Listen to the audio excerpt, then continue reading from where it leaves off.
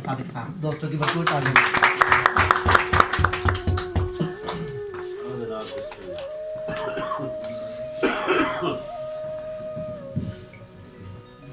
کچھ اہل درد اکٹھے ہوئے ہیں محفل میں کچھ اہل درد اکٹھے ہوئے ہیں محفل میں کسی نے خواب کسی نے چراغ بانٹے ہیں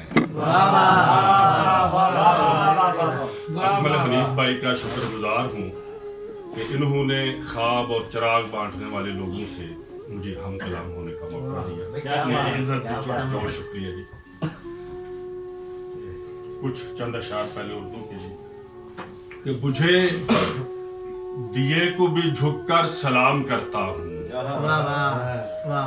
بجھے دیے کو بھی جھک کر سلام کرتا ہوں میں روشنی کا بڑا احترام کرتا ہوں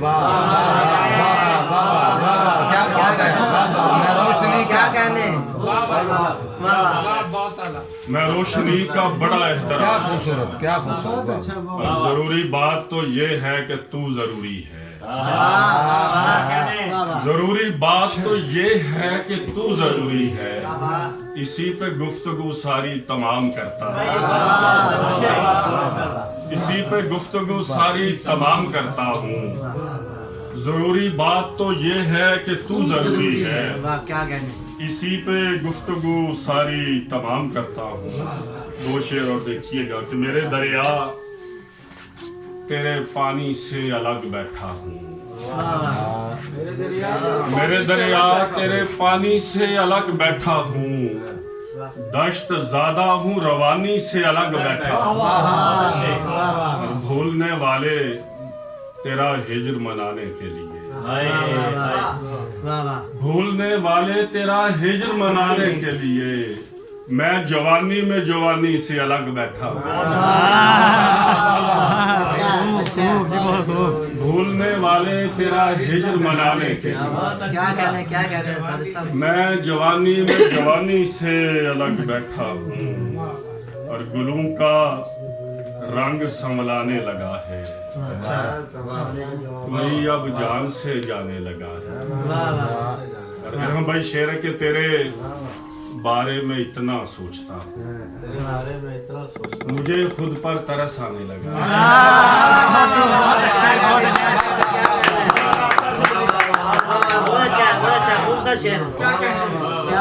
تیرے بارے میں اتنا سوچتا ہوں مجھے خود پر ترس آنے لگا ہے مجھے خود پر ترس آنے لگا ہے اور دیوں سے رات خالی ہو رہی ہے دیوں سے رات خالی ہو رہی ہے ہوا دستے سوالی ہو رہی ہے اور دھواں بارود کا رکو خدارا ہماری دھوپ کالی ہو رہی ہے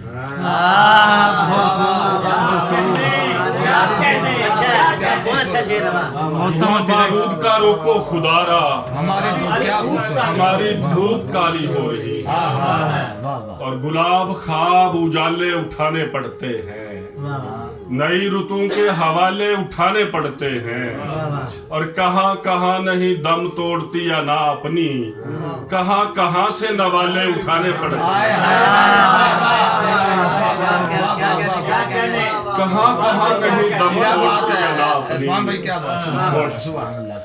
کہاں کہاں نہیں دم توڑتی یا نہ اپنی کہاں کہاں سے نوالے اٹھانے پڑتے ہیں اور دھواں ہے شور ہے وحشت ہے رائے گانی ہے تمام عمر کی اتنی سی بس کہانی ہے اور شعر دیکھیے کہ سلگتے دشت کو حیرت میں ڈال سکتے ہیں سلگتے دشت کو حیرت میں ڈال سکتے ہیں ہماری آنکھ کی پتلی میں اتنا پانی ہے سلگتے دشت کو حیرت میں ڈال سکتے ہیں ہماری آنکھ کی پتلی میں اتنا پانی ہے مرزا صاحب کچھ پنجابی نے تازہ شعر کہ ایس تو اوکھا پین بھی کوئی نہیں ایس تو اوکھا پین بھی کوئی نہیں تے سجنا باجوں جین بھی کوئی نہیں تے پیار دے لئی ہاتھ جوڑی رکھاں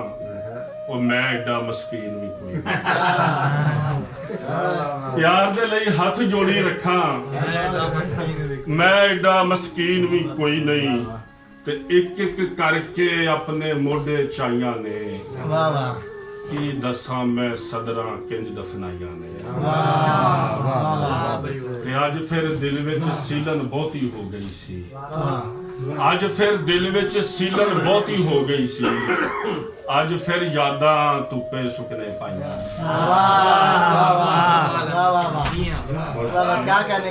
ਅੱਜ ਫਿਰ ਦਿਲ ਵਿੱਚ ਸੀਲਨ ਬਹੁਤੀ ਹੋ ਗਈ ਸੀ, ਅੱਜ ਫਿਰ ਯਾਦਾਂ ਧੁੱਪੇ ਸੁੱਕਣੇ ਪਾਈਆਂ ਨੇ।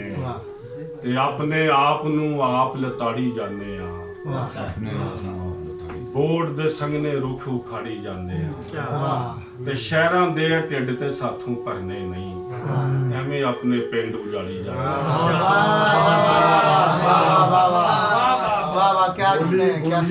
ਬੋਰਡ ਦੇ ਸੰਗਨੇ ਰੁੱਖ ਉਖਾੜੀ ਜਾਂਦੇ ਆ, ਆਪਣੇ ਆਪ ਨੂੰ ਆਪ ਲਤਾੜੀ ਜਾਂਦੇ ਆ।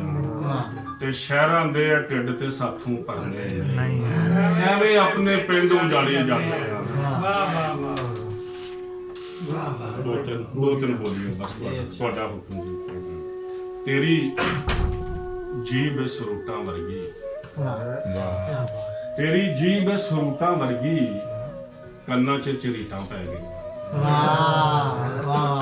ਤੇਰੀ ਜੀਭ ਸਰੂਟਾਂ ਵਰਗੀ, ਕੰਨਾਂ 'ਚ ਝਰੀਟਾਂ ਪੈ ਗਈਆਂ। ਅਸੀਂ ਪਹਿਲੇ ਮੀਂਹ ਦੀਆਂ ਕਣੀਆਂ, ਅਸੀਂ ਪਹਿਲੇ ਮੀਂਹ ਦੀਆਂ ਕਣੀਆਂ, ਮਿੱਟੀ ਸਾਡਾ ਮੂੰਹ ਚੁੰਮਦੀ। ਅਸੀਂ ਪਹਿਲੇ ਮੀਂਹ ਦੀਆਂ ਕਣੀਆਂ, ਅਸੀਂ ਪਹਿਲੇ ਮੀਂਹ ਦੀਆਂ ਕਣੀਆਂ, ਮਿੱਟੀ ਸਾਡਾ ਮੂੰਹ ਚੁੰਮਦੀ। ਤੇ ਸਾਡਾ ਪਿਆਰ ਦਾ ਨਹੀਂ ਦੀਵਾ ਬੁਝਣਾ, ਸਾਡੇ ਪਿਆਰ ਦਾ ਨਹੀਂ ਦੀਵਾ ਬੁਝਣਾ।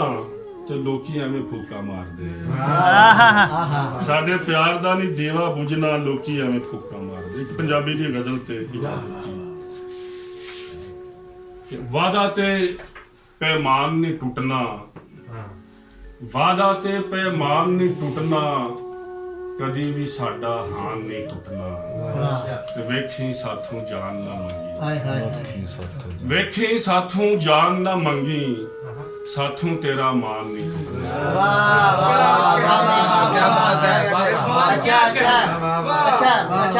ਵੇਖੀ ਸਾਥੋਂ ਜਾਨ ਨਾ ਮੰਗੀ, ਸਾਥੋਂ ਤੇਰਾ ਮਾਨ ਨਹੀਂ ਟੁੱਟਣਾ। ਤਾਬਸ਼ ਭਾਈ ਤੇਰੇ ਪਿੱਛੇ ਨੀਤੀ ਹੋਈ ਏ, ਸਾਡਾ ਦੀਨ ਈਮਾਨ ਨਹੀਂ ਟੁੱਟਣਾ। ਤੇਰੇ ਪਿੱਛੇ ਨੀਤੀ ਹੋਈ ਏ, ਸਾਡਾ ਦੀਨ ਈਮਾਨ ਨਹੀਂ ਟੁੱਟਣਾ।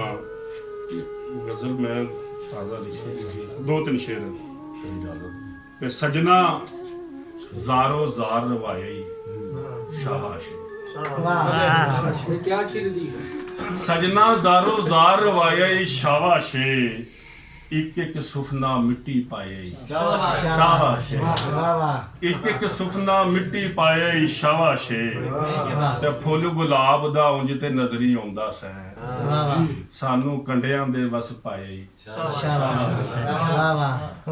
ਫੁੱਲ ਗੁਲਾਬ ਦਾ ਉਂਝ ਤੇ ਨਜ਼ਰੀ ਆਉਂਦਾ ਸੈ, ਸਾਨੂੰ ਕੰਡਿਆਂ ਦੇ ਵਸ ਪਾਏ ਸ਼ਾਬਾਸ਼।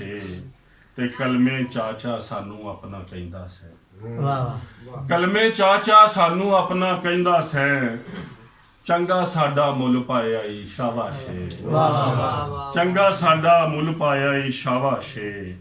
ਤੇ ਵੇਂਦਿਆਂ ਵੇਂਦਿਆਂ ਮੋਮ ਤੋਂ ਪੱਥਰ ਹੋਇਆ ਏ, ਵੇਂਦਿਆਂ ਵੇਂਦਿਆਂ ਮੋਮ ਤੋਂ ਪੱਥਰ ਹੋਇਆ ਏ, ਵੇਂਦਿਆਂ ਵੇਂਦਿਆਂ ਰੂਪ ਵਟਾਇਆ ਈ ਸ਼ਾਬਾਸ਼।